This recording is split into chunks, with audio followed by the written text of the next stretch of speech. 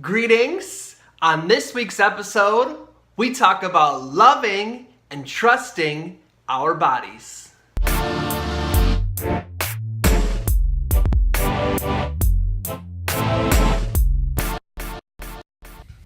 Greetings, I am Tom Earl, and this is my year of balance. It's a pleasure and an honor to be here with you today. I know you could be anywhere, so the fact that you're here, I appreciate that. You can either listen to this as a podcast or watch it as a video, all at tomearl.com/loveyourbody. Today, what we're going to do is talk about loving and trusting our bodies.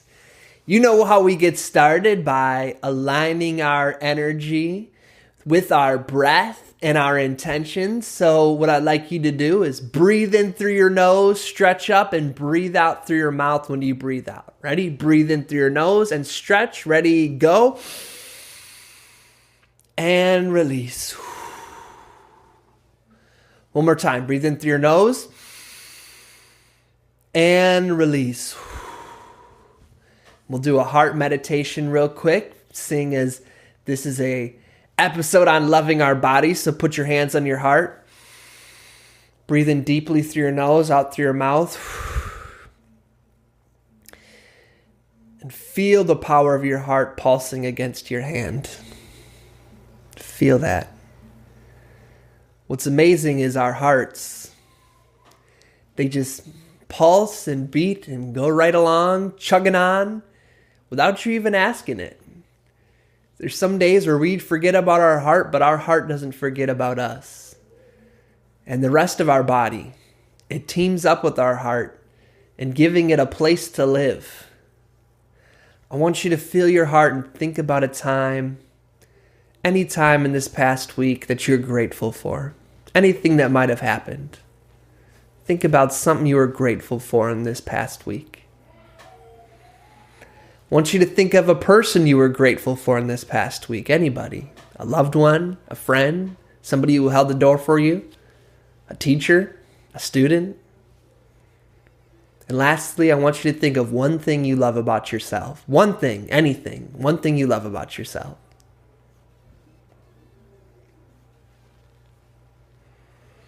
Okay. Breathe in one more time and stretch. And breathe out. Woo! Always helpful to start from this place.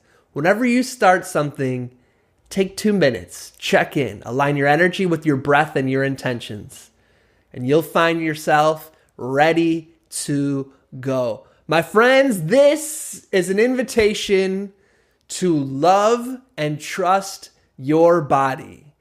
Wherever you're at in that journey, I want you to go a little deeper, to love and trust your body even deeper. Our body is our friend. It is amazing, and we should trust it more. You know, it's really unfortunate that we live in a culture where all of us are taught that our body should be changed, that our body is not our friend. If you think about it, the objective of almost every single visual or media advertisement is to get you to feel that you don't have something, and what you need to fill that hole is what the product is that is being sold. And a lot of times the ads we see revolve around things that have to do with our body. And they don't always have to say anything about our body, but they'll use a body to sell the product. So maybe they're selling a truck, something that has nothing to do with our body. But they'll show in the ad that it is the person with this body that has the happier life and the person with this body that doesn't.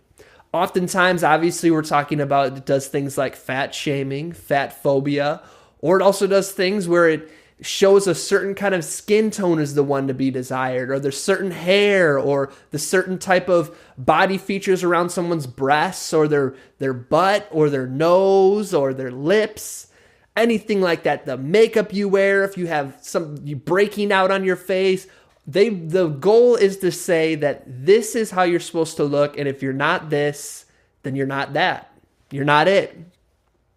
It's a psychological war on our mind. And it doesn't mean that the people that are creating the ads are trying to conquer us. I don't mean like that.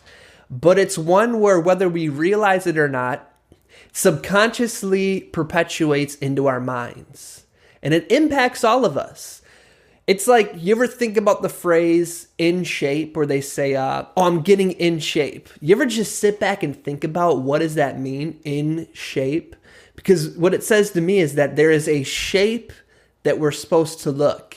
And either you're out it or you're in it. You're either in that shape or you're not in that shape. And if you're not in that shape, well, we have a whole list of what that means about who you are as a person, about your values, about your morals, about your respect for yourself. I always reflect upon that whenever I hear the word in shape. And instead, what I want to invite us to do is to love our bodies unconditionally, ridiculously, extravagantly, exotically, whatever phrase you want to put in there. Wherever you are at, whatever your body looks like, I want you to love the heck out of it, because your body loves you. Even if you experience chronic pain, I want you to love your body. Even if you look in the mirror today and you're feeling like, oh, don't want to look like this anymore, I want you to love your body, because it is your friend. We have been taught so often that our bodies, and made to feel like our bodies are our enemies unless it's in the shape. But you know what? Whenever I talk with people on any spectrum of their body shape, I have rarely found anybody who is absolutely ridiculously happy with their body. Something we all go through. So my friends, this whole episode is dedicated to us loving our amazing bodies. So what we're going to do is we're going to start off by writing our bodies a love poem. You might be driving in your car saying, I can't write a poem. Or you might be listening and saying, I don't write poems. It's usually the number one reaction I get whenever I bring up anything creative, which, side note, is interesting because it has to do with shame, which is what a lot of this conversation is about, is that people teach us to feel shame around our bodies. And Brene Brown, she does studying around shame. She researched 13,000 people. Out of those 13,000 people, she found that around 70% of them experienced shame in an educational or learning experience. So sometimes somebody was in a learning environment, they experienced shame.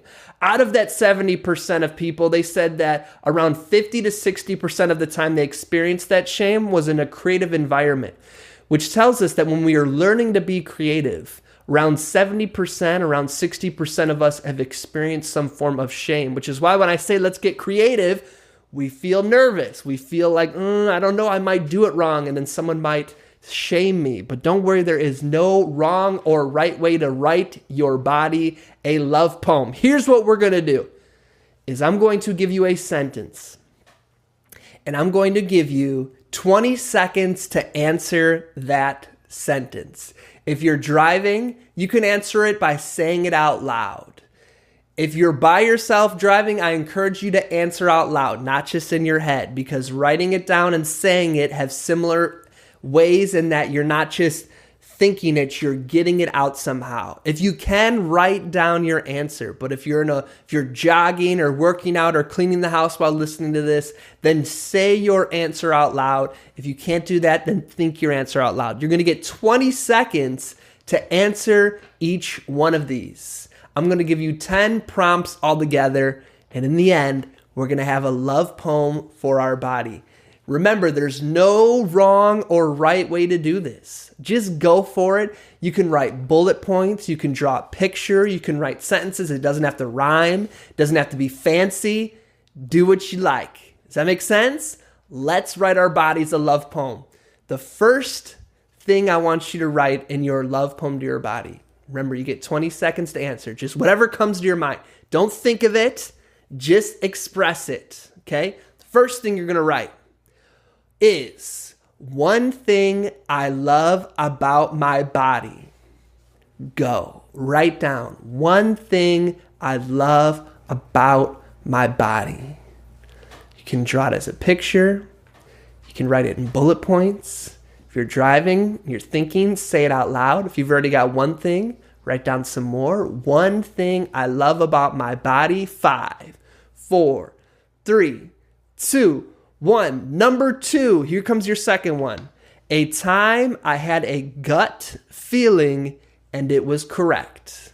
A time I had a gut feeling and it was correct. Okay, write it down. Say it out loud, whatever you'd like. A time, explain the time. If you've written it down, explain it. Okay, 5, 4, 3, 2, 1. Number 3, and remember, we're just writing whatever comes right to our mind. We're getting into our subconscious about this one. Number 3, one spectacular thing my body can do is, write it down. One spectacular thing my body can do is, what is it? Don't have to think too hard. Blinking in and of itself is amazing. The fact that you can see whatever you'd like to write. One spectacular thing my body can do is blank. 5, 4, 3, 2, 1. Number 4. The sexiest thing about my body is blank. Go. The sexiest thing about your body is blank. Go ahead. Say it out loud or write it down. Go ahead. Here we go. 5, 4, 3, 2, 1. Number 5. I show my body that I love it by doing blank. I show my body love by doing what? Write it down. How do you show your body love? Just say it out loud if you're driving. Here we go. 5, 4, 3, 2, 1. Number 6.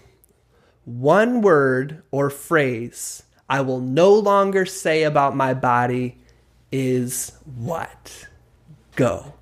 What's a word or a phrase that you're no longer going to say about your body? If you already have your word down, say why.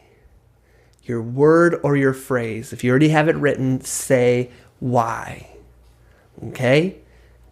5, 4, 3, 2, 1. Number 7. I will trust my body more by paying attention when I feel blank. I will trust my body more by paying attention when I feel blank. Think about it. Think about it, my friends. Okay, here we go. 5, 4, 3, 2, 1.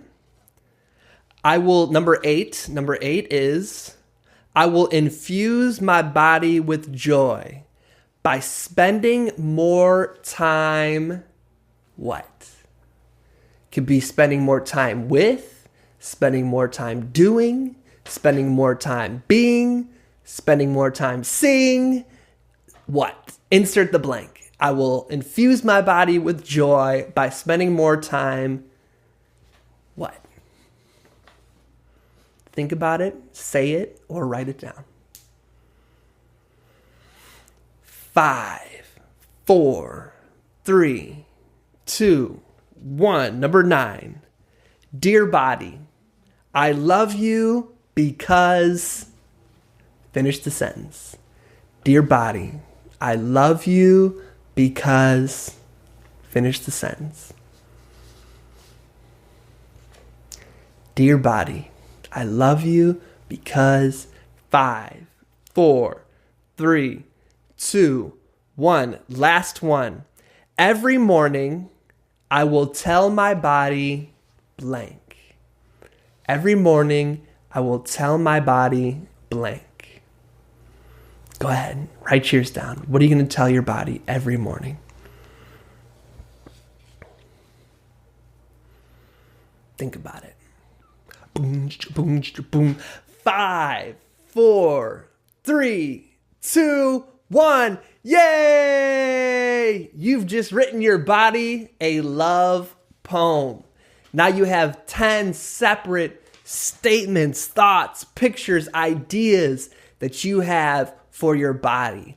If you wrote it down, then go ahead and take it all, and you can write it all together, or you can do a free write where you put it together, or if you were driving, when you get home tonight, write down your answers and revisit this love poem you wrote to your body.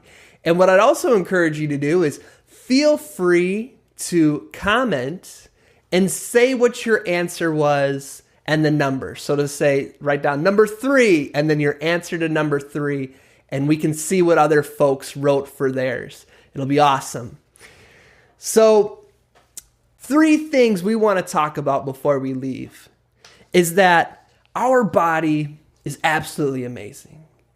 And there's 3 specific things I want to remind us of about how and why our bodies are so amazing. The first thing is that our body knows. Our body is so ridiculously smart. It's a genius. How many times has your body known something before your conscious mind has? How many times has your body known something and told you something before you could put it into words? They say that our stomach, our gut, they call it the second brain because it has as many like nerves and those kind of things as a cat's brain. So your belly, your gut, where they say I have a gut feeling or my gut told me, that's real. How many times have you had a gut instinct? In Malcolm Gladwell's book, Blink, he talks about this a lot. For instance, he gives an example of a firefighter who went into a building and they told him that the fire was in the kitchen. So they went into the kitchen and they were trying to put out the fire. And he said, you know what? Everybody out. So they all got out of the building. Seconds later, the place basically exploded. And they said to him, how did you know? And he said, I don't know. I don't know how I knew. I just knew we needed to get out of the building. And in the book, they talk about how after 3 hours of interviewing the person, he finally talked about how, well, when he thinks about it, he noticed that the fire wasn't reacting to the water in the way that it should have been. The next one is that he noticed that the floor was really hot. So if you think about that, his feet, everything about him felt the floor was hot. And so through these different reasons, we find that a lot of them had to do with these internal sensors he came up with. And what they found is that the fire wasn't in the kitchen, it was in the basement. And so you might find that too, that in our lives, that our body, it takes in the heat around us, maybe our minds, it sees the reactions, the mood of the room, and our gut processes it quicker than our intellectual mind does. In fact, in the book, it talks about how, for instance, if that firefighter tried to articulate to their team, here's why I think we should leave the room. If they tried to turn that gut feeling into an intellectual, analytical explanation, there wouldn't have been enough time and those firefighters would have lost their lives. And same thing for us a lot of times is that actually our analytical mind, our intellectual mind can often get in the way of what our gut already knows, what our body already tells us. Which brings us to our next thing is not only does our body know, but our body speaks. Have you heard your body tell you something? Have you felt those times where your body experienced an emotion, your body experienced something and it said that you need to change the way you're doing something, or your body said, go for this thing? I think of when I first met my partner, when I first met Adora, my body was telling me all over, it was saying, I couldn't even sleep. I felt so excited. And my body was saying, this is a person that is going to change our life. And I just knew it.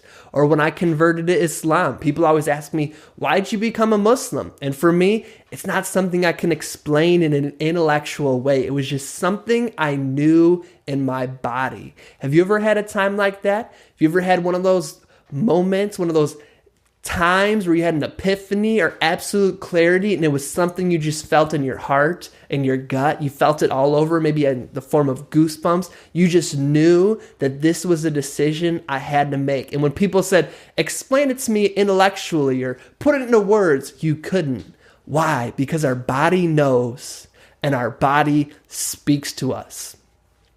I know one time where I learned that I need to take care of myself. Actually, not one time, many times. Usually the way I learned that I'm not doing a good job taking care of myself is my body lets me know. And it lets me know by just saying, you know what? I'm not going anywhere. We are staying in bed today. Sometimes it lets me know in the form of a cold or a sore throat. Just the other week, I was burning the candle at both ends. And I was just going to keep going in that burnout way until my body said, you need to relax. One extreme example of this is about 2-3 years ago when I wasn't practicing self-care and I was doing a lot of workshops. I was working with children who were survivors of abuse. And then at night, I would go work at a job where I was working with adults who were survivors of genocide. So I was working 12-hour days, split between these two different shifts. One in the morning working with children who are survivors of abuse, and then I would race to my next job and work with adults who are survivors of genocide. Usually about 8 a.m. till 8:30 p.m. jobs. And then what I would do when I would come home is rather than rest, I would want to research and look up new tools I could use to help people because I was so passionate about trying to help, and there was just all of that, but I never processed what I was going through. I didn't know about things like secondhand trauma at that time, where when you hear about these experiences people go through, they come into our bodies, they come into our hearts and our minds, and if we don't do something with that, it stays there. I didn't know that at the time. So instead of sleeping or drawing or walking or doing these things that take care of me, I just kept going and going and going and going because I wanted to make a difference, but I didn't take care of my body. So my body knows that this is not a sustainable lifestyle, and it spoke to me. It spoke to me in the way that I remember I did a workshop that day with teachers where we were doing a workshop on how to be aware of or how to spot if a student might be becoming isolated or a student might be vulnerable to human trafficking. So it's not a very light topic. And the whole day we heard these horror stories about middle school students and the horrible stories and tragedies they went through. And I came home, I was absolutely, sad, and I was feeling so much pain. And instead of dealing with it, I wanted to have more resources. So I started to watch a bunch of documentaries on human trafficking. And I was getting more and more stressed. And I remember reaching to do something like this. And I got my whole right side of my back froze. I don't know if you've ever had back spasms, but it's terrible. I couldn't move. I couldn't breathe. I tried to sleep that night and I couldn't lay on my back or my side or my stomach. Couldn't do anything. It was terrible. And I tried to go to work the next day and I looked like death because I didn't sleep and I couldn't breathe. And my team said, Tom, you have to go home. And I went home. It was the first day I took off in a year. I was working 6 days a week, 12-hour days for almost a year. My body said to me, you cannot keep doing this. If you want to do this work long term, you have to take care of yourself because you are not loving me. And I am you, Tom. Love your body and trust it. And what my body was saying is that it knew I couldn't go on like this.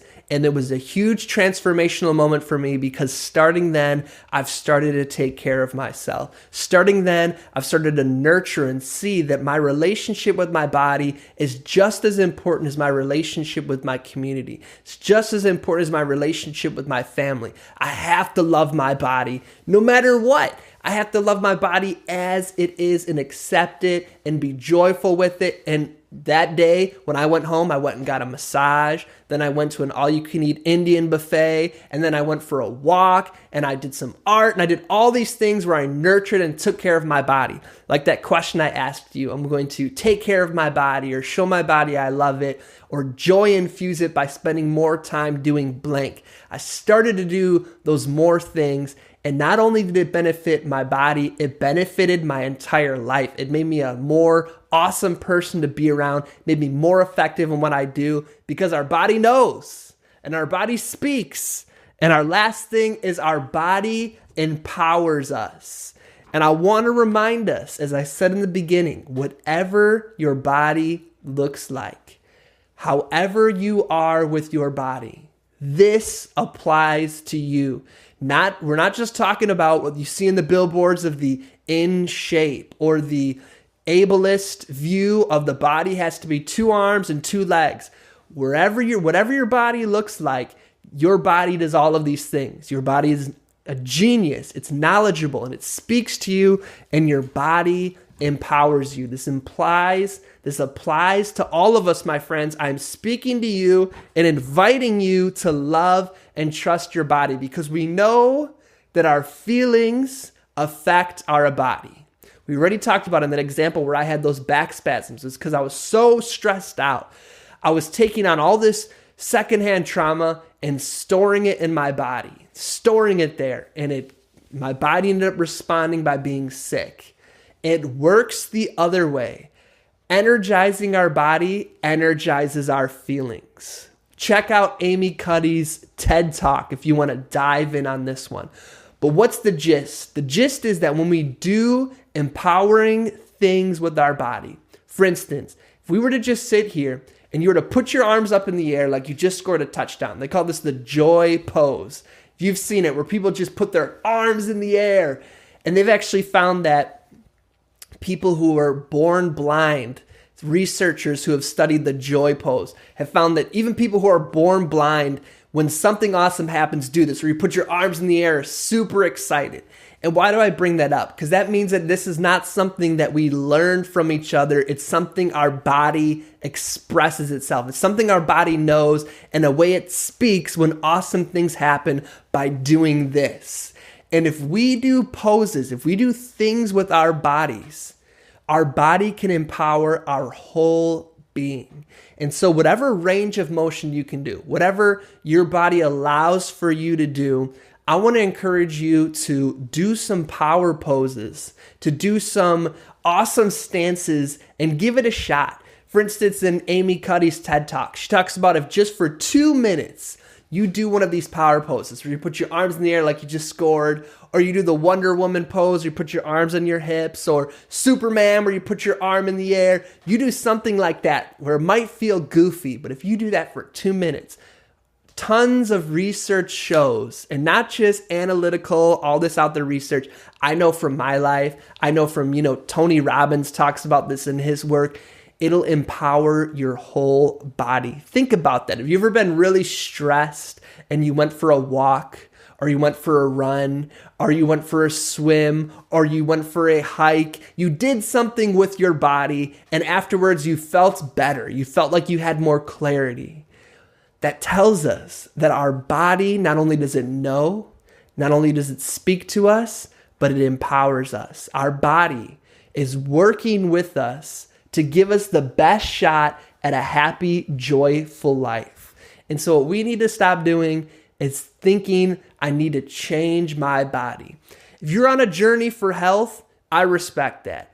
But there's no reason why at any point in that journey we should dislike our body. And my friends, I'm not trying to be up here on my horse, or I hope I'm not coming off like that. You've heard my story before. In my early 20s, I was anorexic. I ended up weighing 110 pounds. I weigh almost 195 pounds now. So imagine me almost 90 pounds less. So I'm telling you this from a journey I've walked to. I'm telling you this because I've done this for myself, where I've realized, why do I always have this negative opinion of my body, and how is it affecting my life? And I noticed I used to, when I touch my body, I would do it to squeeze or touch parts of my body that I wanted to change. And I was like, man, if every time I'm touching my body, I'm saying, I want you to change. Imagine if I did that in any other relationship in my life. It wouldn't last. So why am I doing that to my body? My body that serves me so wonderfully. And so now I always touch my body every day, all over. And I say, I love you, arms. I love you, pectoral boobs. I love you, stomach. I love you, back. I love you, neck. love you eyes, I love you ears, I love your fingernails. You know, for me, another journey with my body is I have psoriasis all over my body. And especially when I was growing up, people around me, they cared about me, and they didn't, for them, they thought, oh, he's going to be picked on. I don't know what their journey was around that. But I always got a message, even from people I love, that I should cover it up, or I should get medicine that makes it go away. And so it took me almost until I was 26, until I thought, you know what? This is who I am. This is who I am. And then I started walking around with shorts on, and it took me a long time to do that. But now, you know, I still sometimes will see people look at me and stuff like that, but I decided this is who I am. This is what my body is, and I love my body. And I share that just to, let you know that we're walking this journey together. That I'm not just saying this as someone who's never experienced insecurity around my body. But what I am sharing is that we should love our bodies. Even when we feel insecure, love our bodies.